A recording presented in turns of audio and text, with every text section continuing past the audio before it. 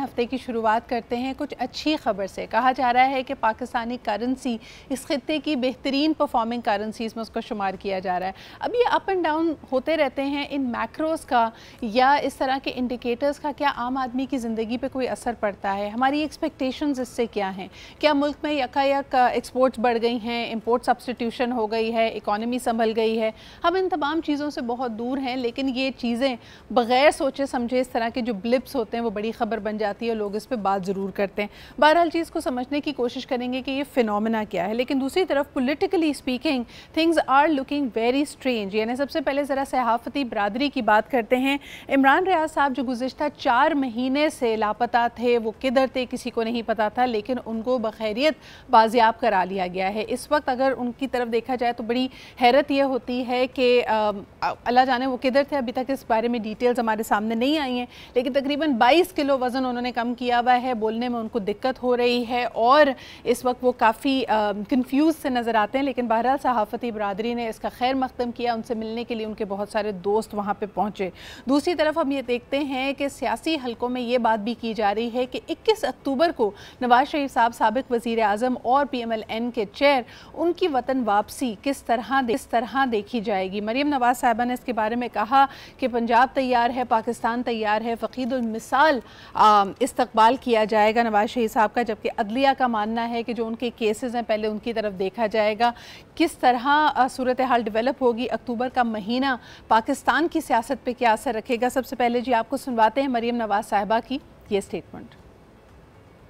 इस पाकिस्तान को इस वक्त किसकी जरूरत है? 21 अक्टूबर को इंशाअल्लाह ताला पाकिस्तान की खुशहाली वापस आ रही है। बिजली की लोड शेडिंग खत्म करने वाला नवाज शरीफ वापस आ रहा है। पाकिस्तान के सीने पर जो जख्म लगे हैं, उन जख्मों पर मरहम रखने का वाला नवाज शरीफ वापस आ रहा है। जब से नवाज शरीफ को निकाला, हमारे शहरों से, हमारे मुल्क से सुकून भी चला गया। नवाज शरीफ ने सियासी इंतकाम तो सहा, लेकिन नवाज शरीफ ने जो जाती नुकसानात अपने सीने पर बर्दाश्त किए, उसका अजाला कोई नहीं कर सकता। नवाज शरीफ आ रहा है, इंशाअल्लाह ताला आपकी खातिर आ रहा है, इस मुल्क की खातिर आ रहा है वापस।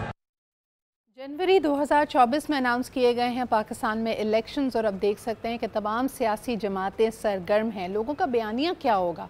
ख़ास तौर पे PDM में एक साथ बैठने वाली जमातें क्या आवाम को ये रिझा सकेंगी कि वो वाकई आवाम के मसाइल पे फोकस्ड हैं? और गुज़िश्ता 16-18 महीने उन्होंने हद्दुल इम्कान कोशिश की, जो उनसे बन पाया मुल्क को संभालने के लिए कोशिश की, या फिर ये ब्लेम गेम इसी तरह चलेगा? आपको दिखाते हैं जी, MQM ने एक दफ़ा फिर एक पावर शो दिया, एक ज़बरदस्त अपनी स्ट्रेंथ का मुजाहरा किया कराची शहर में। उसके भी कुछ मनाजिर आपको दिखाते हैं।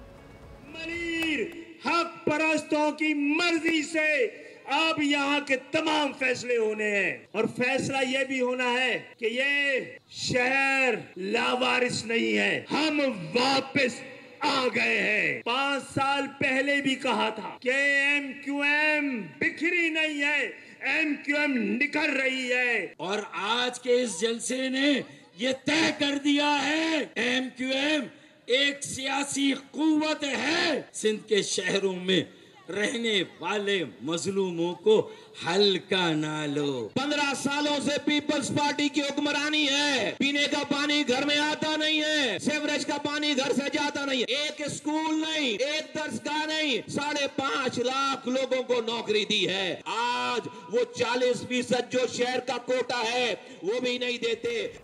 जी जनाब अली, 15 साल से पाकिस्तान पीपल्स पार्टी की हुक्मरानी है और इसके बावजूद अवामी मसाइल का हल नहीं, ये कहना MQM का है। लेकिन इत्तेफाक और हैरत की बात यह है कि यही MQM हर दफ़ा किसी न किसी तरीके से पाकिस्तान पीपल्स पार्टी के साथ खड़ी भी होती है। उस वक्त कहा जाता है जी मुफाहमत है, ज़रूरत है, मसलहत है, अगर साथ नहीं बैठेंगे तो मसाइल का हल नहीं निकलेगा। मसाइल अपनी जगह, किन के मसलों का हल निकल रहा है ये मेरे ख्याल में अवाम ज़्यादा समझदार है। आगे बढ़ते हैं, आपको ये बताते हैं कि इस वक्त जो इक़्तिसादी सूरत हाल है, उस पर बात करने के लिए हमारे साथ डॉक्टर शाहिद हसन सिद्दीकी साहब मौजूद हैं।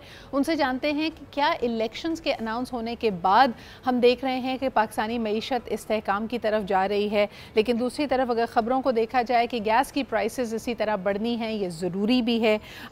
मुल्क में अमन और अमनान की सूरत हाल भी ख़राब हो रही है। हमने देखा कि 2 बॉम्ब ब्लास्ट ईद मिलादुन्नबी के बाबरकत मौके पे हुए और ये बड़ा ही अफसोसनाक है। इसमें कितनी सैकड़ों शहादतें हुई, ये किस तरफ इंडिया दे रहा है, what is going to unfold for Pakistan, let's find out. अस्सलाम वालेकुम शाहिद साहब।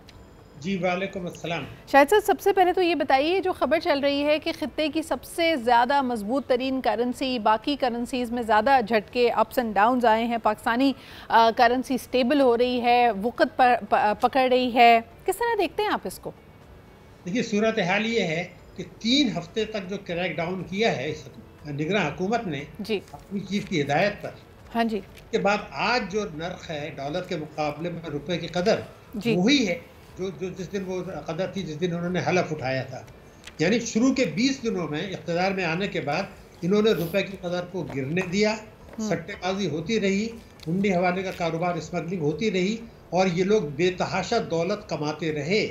तो क्रैक डाउन के बाद अभी सिर्फ उस रेट पर वापस आए हैं जिस रेट पर इनको मिला था, नंबर 1। लेकिन दूसरी जो परेशानी की बात है कि 12 जुलाई को जो रेट था 276 रुपए, उससे भी आज 11 रुपए नीचे है जी। जो कुछ ये क्रैक डाउन कर रहे हैं, अगर उसके साथ दूसरे ज़रूरी इक़दामात जो कानून के तहत इनके इख्तियार में वो नहीं उठाते तो इसका फ़ायदा जुज़वी होगा, आर्जी होगा और अभी देखेंगे कि रुपए की कदर मज़ीद बेहतर होगी। लेकिन मैं आपको रिकॉर्ड पर ये बताना चाहता हूँ कि मुझे ख़दशा ये है कि चंद महीने में ये 320 रुपये पर और साल के आखिर में 340 रुपये पर आ सकती है अगर मौजूदा पॉलिसियाँ बरकरार रहें। और जो इनका दावा है कि 250 से 260 तक लाएंगे, उसके आने का कोई इम्कान नज़र नहीं आता, क्योंकि ये वो इक़दामात नहीं उठा रहे जो कानून के तहत इनको हासिल हैं। जितना हुक्म मिला था उतना उन्होंने कर दिया, जो जुज़वी है और नापायदार है। शाहिद साहब, आप क्या समझते हैं कि इलेक्शंस की तरफ मुल्क बढ़ रहा है, ये अनाउंसमेंट किसी भी तरह से इन्वेस्टर के लिए और बाकी कारोबारी जो हल्के हैं उनके लिए खुशाइन है, उनको एतमाद उनका बहाल करने में कोई एक बड़ी पेशरफ्त है? देखिए, इससे सिर्फ इतना फ़ायदा हुआ कि लोग ये समझ रहे हैं कि अगर मुंतखब हुकूमत आ जाती है जी, अप्रैल से पहले जो IMF के साथ मुज़ाकरात करने हैं उसमें आसानी रहेगी। लेकिन जो माजी के तजर्बात हैं कई दिहाइयों के, इलेक्टेड हुकूमत, फौजी हो इलेक्टेड हो, वो इस्लाहात नहीं करते जो उनको हासिल हैं। ये जो इलेक्शन होंगे बज़ाहिर ऐसा नज़र आ रहा है कि ये नफ़रत की बुनियाद पर होंगे, इल्ज़ाम तराशी की बुनियाद पर होंगे। कोई पार्टी सही मालूम है वो एजेंडा मईशत की बहाली का, क्योंकि अब जितनी मईशत तबाह बर्बाद है वो 75 साल में या 76 साल में इतनी कभी नहीं थी। और जैसे आपने इशारा दिया, इस वक्त बैरूनी साजिशों के तहत यहाँ दहशतगर्दी की वारदातें बहुत तेज़ी से हो रही हैं, जिसमें एक बैरूनी एजेंडा है। और उसके साथ ही हुकूमत IMF के शराइत की आड़ में अवाम के साथ इक़्तिसादी दहशतगर्दी कर रही है। अवाम जो है ना, वो तो मायूस और बद्दिल है, और जो लोग बिजनेस कम्युनिटी के दूसरे लोग हैं वो ये महसूस कर रहे हैं कि प्रोपेगेंडा ज़्यादा है। जब तक कुछ बुनियादी इस्लाहात नहीं की जाती, पाकिस्तान की मईशत में बेहतरी का इम्कान नहीं है, पाकिस्तान में बैरूनी सरमायाकारी आने का कोई इम्कान नहीं है। ये हो सकता है कि आप अपनी असासे बेच दें, गैर मुल्कियों को बेच दें, जो है कौड़ियों के बेल बेच दें, वहाँ से कुछ पैसा मिल जाए, लेकिन सही मानों में कोई अच्छी सरमायाकारी या मईशत में बेहतरी उस वक्त तक नहीं है। एक चीज़ हो सकती है जी, अगर हमारी जो कौमी सलामती कमेटी है और जो आपकी स्पेशल कमेटी बनी है इन्वेस्टमेंट की फैसिलिटेशन की जी, सब मिलके वो ज़रूरी इस्लाहात जो अगली हुकूमत को लाजमन करने हैं इलेक्शन के बाद, उसको कानूनी शक्ल देने के लिए कुछ कोशिश करें। उसमें सुप्रीम कोर्ट से भी मामलत ली जा सकती है, क्योंकि सुप्रीम कोर्ट ने इलेक्शन के मामलात में 184(3) के तहत एक्शन ले लिया है। बिल्कुल, अगर हम ये कहें शाहिद साहब, लेकिन मैं एक सवाल, आखिरी सवाल आपसे करना चाहती थी, मेरे पास वक्त कम होगा। मुझे ये बताइए कि गवर्नमेंट ने इस बारे में मज़ीद क्लैरिटी दी है कि पाकिस्तान एक चाइनीज़/इंडोनेशियन मॉडल फॉलो कर रहा है, और ये उन्होंने जो क्लैरिटी दी है वो SIFC के हवाले से दी है। इस SIFC के इनिशिएटिव को और इसके अंदर जिसमें हम देखते हैं कि इदारे और हुकूमत एक पेज पर है, फैसिलिटेशन की जा रही है, क्या ये बैरूनी सरमायाकारी के लिए एक बड़ा अहम कदम साबित हो सकता है? दहशत गर्दी और बाकी मामला तो हैं, इलेक्शंस की तरफ हम जा रहे हैं, लेकिन क्या SIFC बुनियाद बन सकता है for being a game changer for Pakistani economy? मैं नहीं समझता। मनसूबा बंदी जो होती है वो नंबर 2 है। ये नंबर 1 तो ये कि आपके माशी अशारिये ख़राब हों, बेहतर हों। इस वक्त जो भी बैरूनी सरमायाकार हैं वो आपके इकोनॉमिक इंडिकेटर्स देखते हैं। हमारा आप मसलन बताऊं कि डिस्काउंट रेट 22% है, खित्ते के मुल्कों का 6-7% है, हमारी महंगाई जो है वो 30% है, हमारे जो है करंट अकाउंट डेफिसिट बढ़ने वाला है, हमारा तिजारती खसारा बढ़ने वाला है, हमारा ग्रोथ रेट शायद 2% के करीब होगा, खित्ते का 6.6% है। पहला काम जो करना है मईशत को बहाल करके इकनॉमिक इंडिकेटर्स को बेहतर बनाना।